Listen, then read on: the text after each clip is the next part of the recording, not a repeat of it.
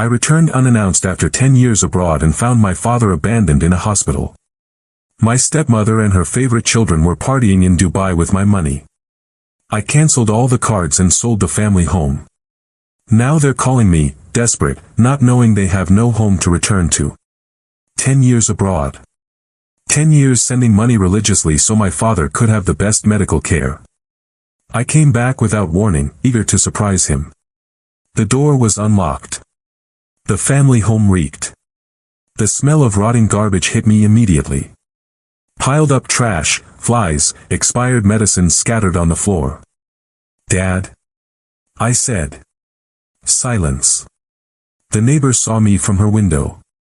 They took your dad away in an ambulance a week ago. No one else came back. I found him in the public county hospital. Gaunt, scared, with pressure sores on his back. The nurse looked at me with disgust. You're the son. We've been trying to contact someone for days. I pulled out my cell phone, trembling.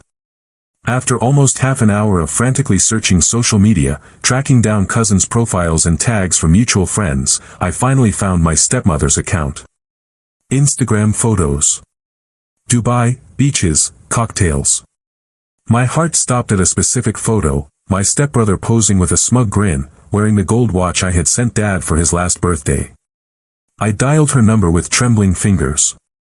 Honey, what a surprise. Bar music in the background. Your father is great. We left him at a luxury spa. I'm with him at the public county hospital. My voice came out ice cold. Start finishing your cocktails. We need to talk. I hung up. The war had begun. I wasn't going to leave my father in that hellhole of a hospital for one more day. I got him out that same afternoon, but I needed professional help. The nurse who had told me the truth approached me discreetly. Ana Morales, she said, giving me a card. I do private care. If you need someone trustworthy for your dad, call me. What they've done to him is unspeakable. I hired her on the spot while I packed his things. Ana dropped the bomb I really needed to hear. No one came to see him all week. Your stepmother simply stopped answering the hospital's calls. I was here when they called 6 times on the first day. The fire in my chest turned into calculating ice. I got home and changed all the locks. My lawyer stopped me over the phone. Legally, until there's a formal eviction, you have to allow them entry. It's their marital home. __ it. I gave them a new key, but I already had control. The next day, I called the bank that managed the medical trust one had set up for Dad. I'm the account holder. I need the statements for the last 6 months. In 1 week. The Burj Al Arab. Luxury restaurants. Clothing stores. Spas. While my father was soiling himself in a hospital bed. 3 days later, they arrived. Their looks of superiority melted like ice in the sun when they saw me in the living room, caring for Dad. What the __ are you doing here? My stepmother had a tan and salon-perfect hair. This is my house. It's Dad's house and mine, legally. I kept my voice calm. Welcome. My older stepbrother, the one with the stolen watch, looked at me with contempt. You should have told us you were coming. Like you should have told us you were going on vacation while Dad was dying alone. The silence was delicious. The forced cohabitation was a calculated hell. They didn't know that every day they spent there, every cruel comment, every bit of neglect towards Dad that I witnessed, was another bullet in my arsenal. Ana turned out to be my avenging angel. A week after the parasites returned, she pulled me aside. Look what I have. She took out a worn notebook. She had been documenting everything for months, dates, times, medicines they didn't give him, times they left him in his own filth. I flipped through the pages. It was devastating, detailed, irrefutable. And this, she showed me her phone. I recorded some conversations when they thought no one was around. I pressed play. My stepmother's voice, the old man is worse every day. At least when he dies, we won't have to pretend anymore. My stepbrother's voice, we've already gotten what we could. The idiot son keeps sending money like clockwork. Anna looked at me intently. Your dad is a good man. This isn't right. I showed everything to my lawyer. His eyes lit up like a shark smelling blood. With this, you destroy them. Criminal negligence, embezzlement, abuse of a dependent. He closed the folder. What do you want to do? I want them to lose everything, legally. It can be done, but you need something more solid for the marital assets. That night, Dad had one of his moments of lucidity. He grabbed my arm with surprising strength. My safe, he whispered. Your birthday. The agreement. The old safe was in his closet. The combination was my date of birth. As I turned the dial, I remembered a conversation from years ago after a friend of his lost everything in a divorce. A man must always protect himself, son, he had told me. Especially from those he lets into his home. Paper doesn't forget, people do. Inside, I found the house documents, some of my mother's jewelry, and a manila envelope that said, important, marriage. The prenuptial agreement was 20 pages long. I read it 3 times to make sure I understood every word. There it was, on page 14, clause 7.3, in the event of proven negligence towards the ailing spouse, the negligent party will forfeit all rights to alimony, marital property, and any financial benefits derived from the marital union. My father had been smarter than I thought. Even with early onset dementia, he had thought to protect himself. My stepmother had no idea what she had signed years ago. The next few days were pure theater. I let them behave as they always did, cruel, negligent, arrogant. Anna and I documented every interaction, every sneer, every time they ignored Dad's needs. Why don't you just get lost already? My stepmother screamed at me one night. You've done your duty by coming to see the old man. Go back to your failed life abroad. I'm staying as long as necessary, I replied, recording everything on my phone. You're pathetic, just like him, she said, pointing at Dad with disgust. At least when he dies, we won't have to keep pretending we care. My stepbrother laughed. 10 years sending money for nothing. You should have invested in an education. Maybe then you'd stop being such a loser. Every word was pure gold for my case. Anna watched me build my arsenal in silence. One night, she asked me, what's going to happen to them? They are going to pay for every day of suffering they caused my father. And then I smiled for the first time in weeks. Then they're going to beg for a mercy they will not receive. I had the evidence, I had the prenuptial agreement, I had medical documentation of the negligence, I had recordings of their own mouths confessing their crimes. The only thing missing was choosing the perfect moment to unleash hell. And that moment was approaching. The first blow was surgical. My lawyer called my stepmother on Monday morning. I was in the kitchen making breakfast for Dad when I heard her voice go up 3 octaves. What do you mean, frozen? That money is for my husband. She ran out of her room with the phone glued to her ear. Hysterical. An investigation for improper expenses? This is ridiculous. I'm his wife. I looked at her from the table, patiently feeding my father oatmeal. I didn't say a word. I demand to speak with the trustee right now, she screamed into the phone. You can't do this. She hung up and looked at me with pure hatred. It was you, you son of a __. It was you. I don't know what you're talking about. I kept feeding Dad spoonfuls of oatmeal. Any financial trouble? Her hands were shaking with rage. You know perfectly well what you did. I only asked for the statements from the trust one created myself. As the account holder, I have that right, don't I? Her face turned the color of ash. Only then did she understand that she had never been in control of that money. My stepbrothers arrived that night like hungry hyenas. They cornered me in the kitchen while I was washing the dinner dishes. Give us back access, you parasite. The older one blocked my exit. That money belongs to us. We took care of the old man all these years. The younger one got closer. You took off like a coward. I slipped my hand into my pocket and activated the recorder. Interesting perspective. Don't play smart. We know it was you who froze the account. And what if it was? I looked them in the eyes. What are you going to do? Hit me? The older one clenched his fists. Don't tempt us. Do it. My voice was ice cold. Go on, hit the son who came to take care of his abandoned father. While I'm recording it. They stopped dead in their tracks when they saw my phone in my hand. Oh, now you have a problem with cameras. Weird, considering how much you love photos in Dubai. They left, muttering threats. Anna, who had heard everything from Dad's room, looked at me with approval. They're desperate, she whispered. Yesterday I heard them talking about selling her mother's jewelry, or biological mother's jewelry, that is. On Wednesday, the counterattack came. My stepmother had done something I didn't expect. She called social services. The social worker showed up at 10 a.m. An older woman, serious, with a face that had seen it all. My stepmother greeted her with perfectly rehearsed crocodile tears. Thank you for coming. I'm so worried about my husband.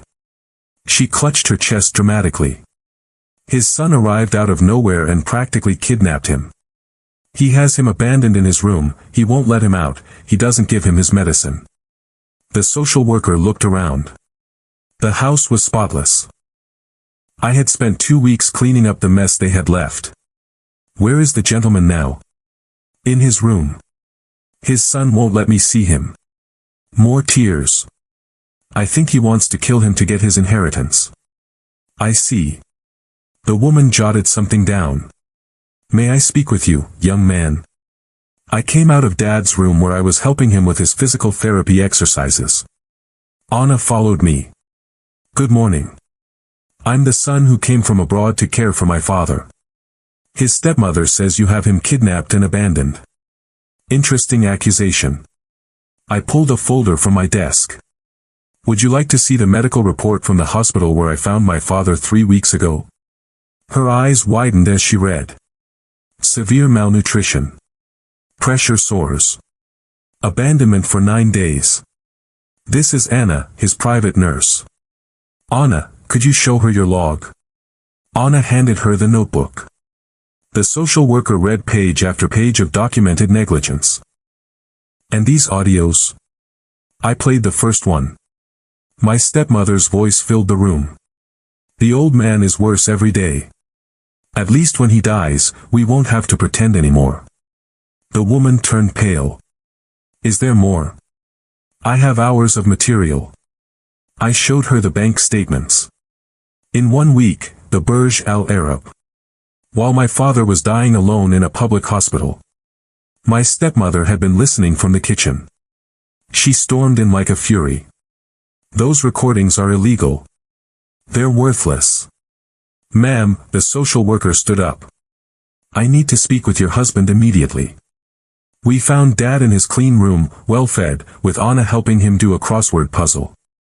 The difference from the man I had found in the hospital was night and day. How are you feeling, sir? Dad looked at her with eyes clearer than I had seen in weeks. My son. My son came back. He takes good care of me. Your wife was taking care of you before. Dad furrowed his brow, confused. Her.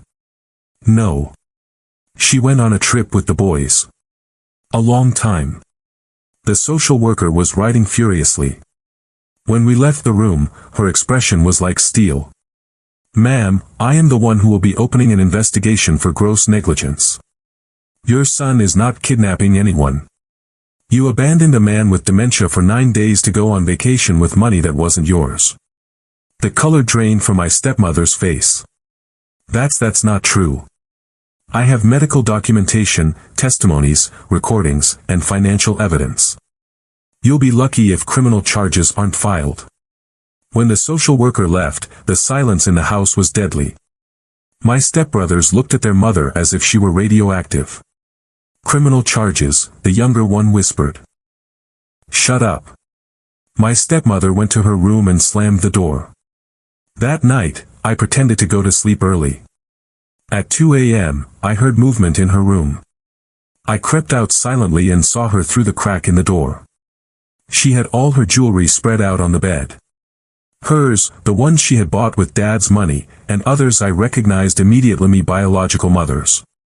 The pearl necklace Dad had given her on their anniversary, the diamond earrings from her wedding.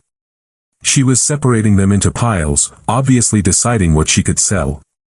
Her hands trembled as she held my mother's engagement ring. "I have no choice," I heard her mutter. "I have no other choice." She left a pawn shop receipt on her nightstand. On my phone, the zoom captured the details perfectly. 18K gold necklace with pearls, $500. They had already started selling my dead mother's jewelry to fund their crisis. On Thursday morning, my phone wouldn't stop ringing. It was my stepmother, again and again and again. I didn't answer a single call. Finally, she sent me a text. "We need to talk. It's important." I replied, "Tomorrow. Family meeting. 7 p.m. main living room. My lawyer has a proposal." Her response came in seconds. A proposal? A way out for everyone? All day Friday, the tension was so thick you could cut it with a knife. My stepbrothers wouldn't speak to me, but I heard them constantly whispering with their mother. Anna kept me informed of their movements. "They're packing," she told me while helping Dad with his lunch. "Not everything, but they're selecting things." "Are they leaving?" "I don't know, but they're preparing for something." At 6:30, my lawyer arrived with a thick folder under his arm. He had that shark-like grin I was starting to love. "Everything ready?" he asked me. "Everything documented, recorded, and signed." "Perfect." You know what the most beautiful thing about this case is? What? That they dug their own grave. Every text message, every improper expense, every audio where they confessed their negligence. We've left nothing to chance. At 7 p.m. sharp, my stepmother and her 2 sons came down to the living room like condemned prisoners walking to the gallows. She had been crying. Her eyes were swollen and red. "Well," my lawyer said, opening his folder, "let's talk about your future." The silence was so thick I could hear my own heartbeat. Anna was with Dad in his room, but I knew she was listening too. "I have a very simple proposal." My lawyer placed a stack of documents on the table. "You can sign this and walk away with something, or we can go to trial and you walk away with nothing." My stepmother shakily approached the papers. "What is this?" "A separation agreement based on Clause 7.3 of the prenuptial agreement you signed years ago." Her face completely fell. "The what?" My lawyer smiled. "You don't remember signing a 20-page document before getting married? Page 14, Clause 7.3. Your husband was very prescient. That's when she understood it was all over. Not just access to the money, not just the comfortable life, everything. Proven negligence towards the ailing spouse, my lawyer read aloud, results in a total loss of spousal rights, alimony, and any financial benefit derived from the union." Tears began to roll down her cheeks. "How much time do we have?" "For what?" Her voice broke completely. "To leave." My stepmother sat on the edge of the sofa, her trembling hands clasped together. Her red eyes gave her away. She had been crying all afternoon. "Let's be reasonable," she began, her voice cracking. "This has all been a misunderstanding. I love your father. I've always taken care of him." My lawyer cut her off sharply. "The time for being reasonable ended when you left a sick man lying in a public hospital for 9 days to go on vacation to Dubai." He placed the prenuptial agreement on the coffee table with a thud.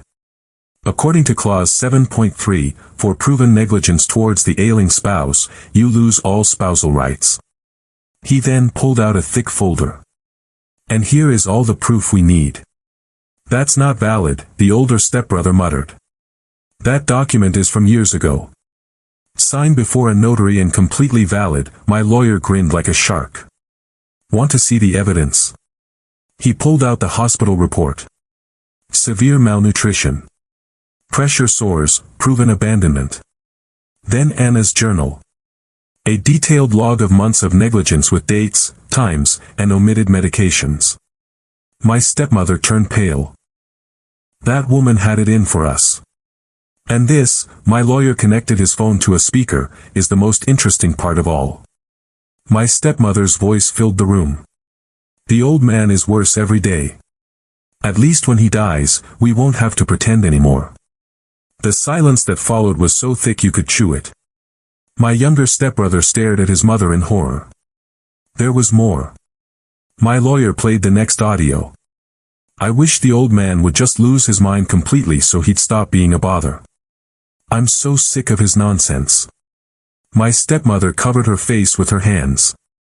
I didn't. That was taken out of context. Context? I looked directly at her. What's the context for wishing your sick husband would completely lose his mind? Her sons began to back away from her as if she were radioactive. This is your fault, the older one yelled at her. You told me we could use the money. You said he would never find out. I didn't tell you to abandon the old man, he yelled back. That was your decision. Shut up, both of you. The younger one was crying.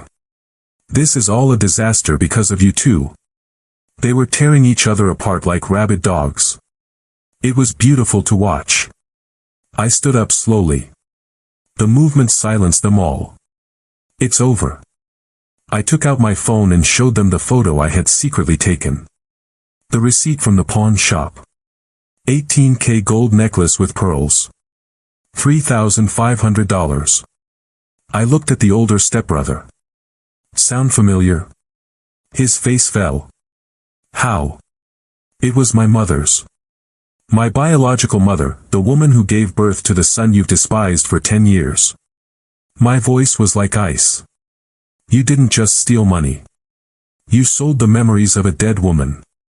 My stepmother tried to speak. We needed the money for what, tell me.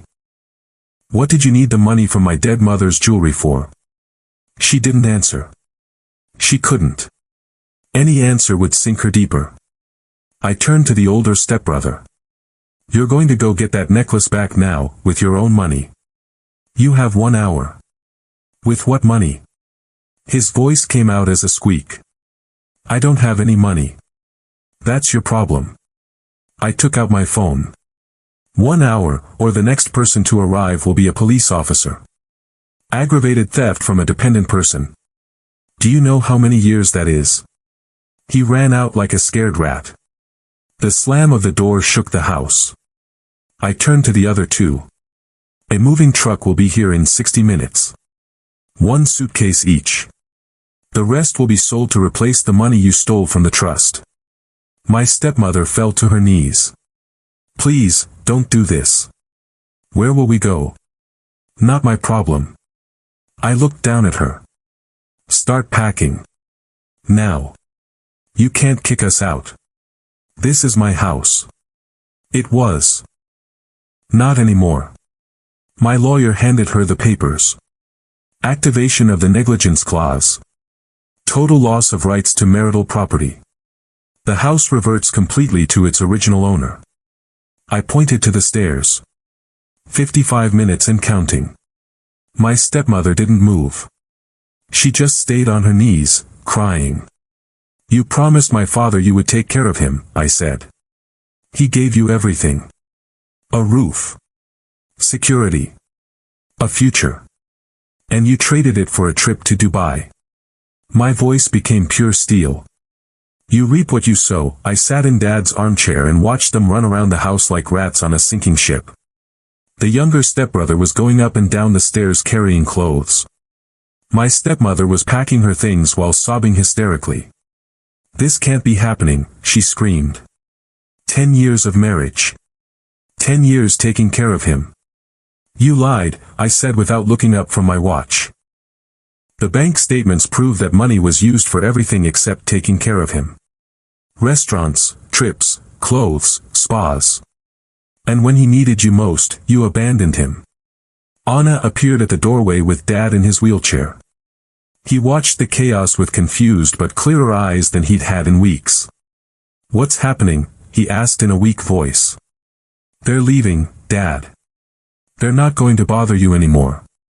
For a moment, perfect lucidity crossed his eyes. They're leaving for good. For good. He nodded slowly. Good. I never liked them. It was the most lucid sentence he had spoken in months. The truck arrived on time. 3 workers began to load the few suitcases they had packed. My stepmother tried to stuff in more things. 1 suitcase, I reminded her. The rest stays to repair the damage you did. Those are my things. Bought with stolen money. Technically, they're evidence. At that moment, my older stepbrother arrived with a small bag in his hand. He approached with his head down like a beaten dog.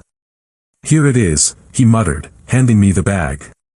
Inside was my mother's pearl necklace. Intact, beautiful, a piece of her I thought was lost forever.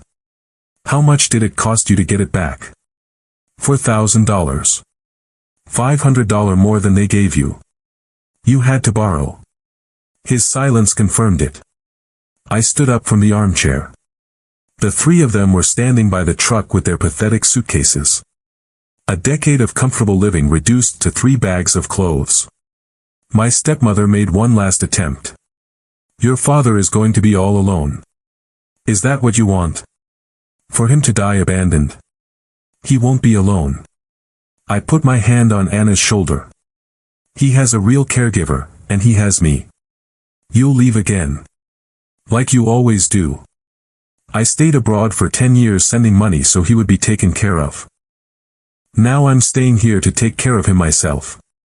Her eyes widened. You're staying. Forever. In the house I bought with my money to protect him. The house you are no longer a part of. My younger stepbrother started to cry. And us? Where are we going to live? Get jobs. Rent something. Do what normal people who don't live like parasites do. My stepmother looked at me with pure hatred. You're going to regret this. No. I looked at her one last time. The only thing I regret is not doing this sooner. I closed the door as the truck drove away. Anna had taken Dad back to his room. The house was in a perfect silence for the first time in weeks. I sat in the living room armchair with my mother's necklace in my hands. 10 years of guilt, 10 years of sending money religiously, 10 years of trusting they would keep their word. And in the end, justice had arrived in the most poetic way possible, through their own actions, their own words, their own stupid decisions. They had dug their own grave. I had only handed them the shovels. It's been 8 months since I kicked them out of the house. I sold the family property for more than I expected. Every cent went directly to securing the best spot for Dad at Gardens of Memory, the most exclusive care center in the city. He has a private room with a garden view, specialized nurses 24/7, and activities designed for his condition. On his nightstand is the gold watch I recovered, the one that had belonged to my grandfather, then Dad, and which those wretches sold for pocket change. Now it shines in the natural light that streams through his window. My stepmother ended up exactly where she deserved, penniless, abandoned by her own sons who blame her for the disaster, living off the charity of a distant cousin. Social services opened a formal investigation for negligence. Her lawyer told her she has no possible defense with all the evidence I presented. 3 weeks ago, I found out from Anna that she's cleaning rooms at a roadside motel on the outskirts of the city. The same kind of job she used to despise when talking about people with no ambition. The letter arrived 2 weeks ago. 5 pages of pathetic excuses, empty promises of change, and desperate pleas for mercy. I never wanted to hurt your father. A lie. The expenses got out of my control, but I always took care of him with love. I used it as kindling for the fireplace in my new apartment while I drank my coffee. Dad is better. He's not going to get well, his condition doesn't work that way, but he's calm, clean, well-fed. He smiles when he sees me. Sometimes he recognizes me completely during our conversations. Yesterday, he grabbed my hand and said, "Thank you for saving me, son." Those 4 words were worth every second of the hell I put them through. I've completely reorganized my life. I work from home now, consulting for international companies. I live 15 minutes from Dad's center. I visit him every day. I bring him old photos, read him the newspaper, help him with his memory exercises. I'm getting back 10 lost years. 10 years in which I blindly trusted traders while he faded away in the hands of people who saw him as a burden. Justice is sweet. No, that's not it. What's sweet is seeing Dad safe. Cared for by people who genuinely care about him. What's sweet is knowing they will never hurt him again. Sometimes I wonder if I was too ruthless. Then I remember the picture from Dubai with Dad's stolen watch, the audio clips mocking his illness, the 9 days he was abandoned in the hospital. I wasn't too ruthless. I was exactly what I needed to be. So, Reddit, honestly, did I go too far by leaving them with literally nothing? Or does the abandonment of a vulnerable parent justify completely erasing the traitors from your life?